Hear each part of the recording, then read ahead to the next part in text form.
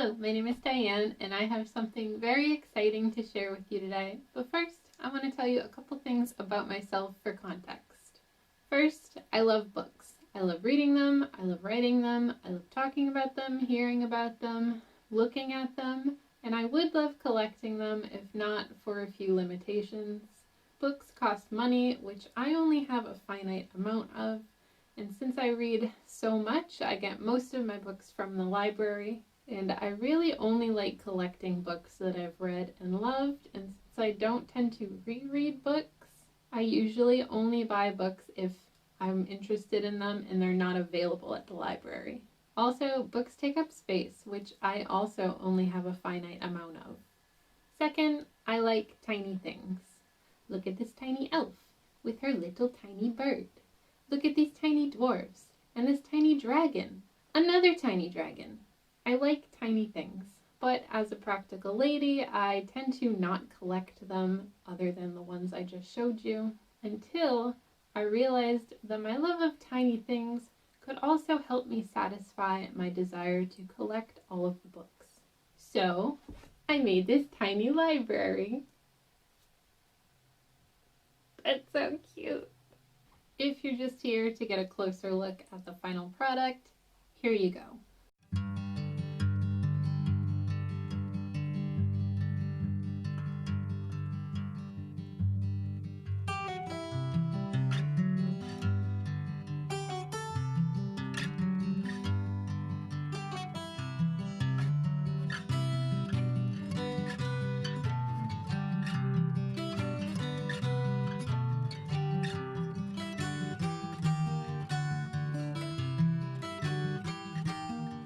And if you're curious how I made this, I'll show you.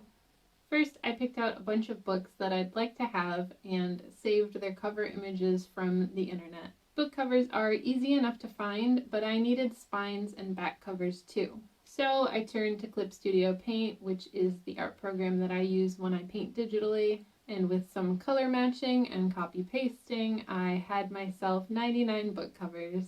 99 isn't a significant number, it's just how it worked out for me. I printed all my covers, cut them out, and glued them to foam board to give them a bit of structure and also the look of having pages.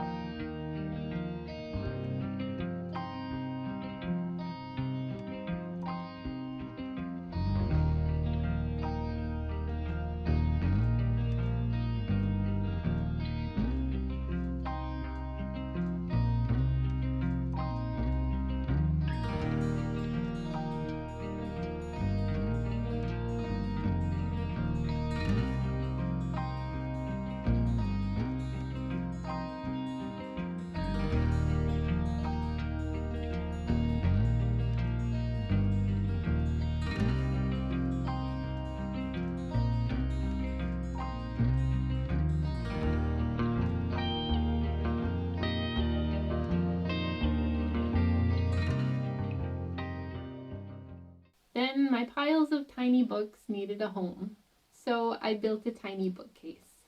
This would have been easier to do with softwood sheets, which you can usually get at a craft store, and wood glue, but I decided to just work with what I had on hand. So I worked out all my measurements, cut a piece of plywood that I had left over from something else, stained it with some wood stain that I had left over from something else, and attached them all together with hot glue. I was worried about the bookcase tipping over since it's not up against anything. I decided to just put it on my shelves. So I put some hot glue dots on the back of it to stabilize it a bit. It seems to be working pretty well, but I may add something more like a kickstand in the future to stabilize it if it gets too wobbly. It's not perfect, but for making this up as I went and not having any guides to go by, I'm very pleased with how it turned out. I made the bookcase big enough that I can add more tiny books in the future as I keep reading and find more favorites that I would like to collect. And there are also some books that I wish I had made the first time around, but I figured 99 books was plenty to start with. I can always add more later. For something that I wasn't even sure if this was going to work, I decided not to get too ambitious, although you could argue that this was pretty ambitious to begin with, but I had to stop myself somewhere. And now I can collect as many books as I want by making little tiny versions of them and adding them to my tiny shelves, rather than spending all my money and stuffing my entire house with bookcases full of books. That wouldn't be the worst thing, but this is a little more practical for me right now. Should we do a tiny bookshelf tour? I think we should. Come on. For the top shelves, I did some sci-fi. This is the Ender's Game series. Then we have a little new release. We've got Infinity Gate. They're so cute. Jurassic Park and the Lost World, of course. Dark Matter. Down here I have the Odd Thomas series by Dean Koontz. And then moving over, we've got some Andy Weir.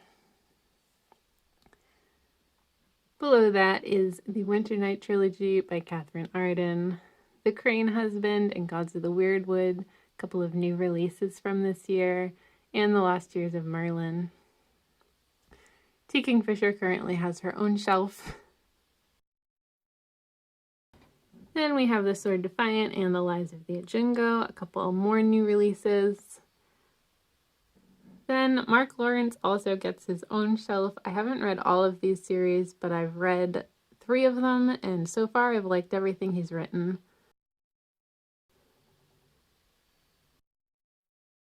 Then we have The Realm of the Elderling, another series that I'm currently making my way through. They are very long, but I am enjoying the writing so far. And then, not on purpose, just coincidentally, these are all the series that have been going for a while, and everyone is just awaiting the next installment of each of them. The Lies of Locke Lamore series, A Song of Ice and Fire, and The Kingkiller Chronicle. Then, of course, we have The Wheel of Time, The Hobbit and The Lord of the Rings, and also The Once and Future King. So those are all my tiny books. I'm looking forward to adding more to them eventually now that I know how to do it. The process definitely got a lot faster as I went along, and I'm excited to one day have full tiny shelves. That's all for me today. I'm so happy with this project. I'm so excited to share it with you. Hopefully you like it too. Thanks for hanging out with me and hearing about my latest ridiculous project. I'll see you next time. Bye.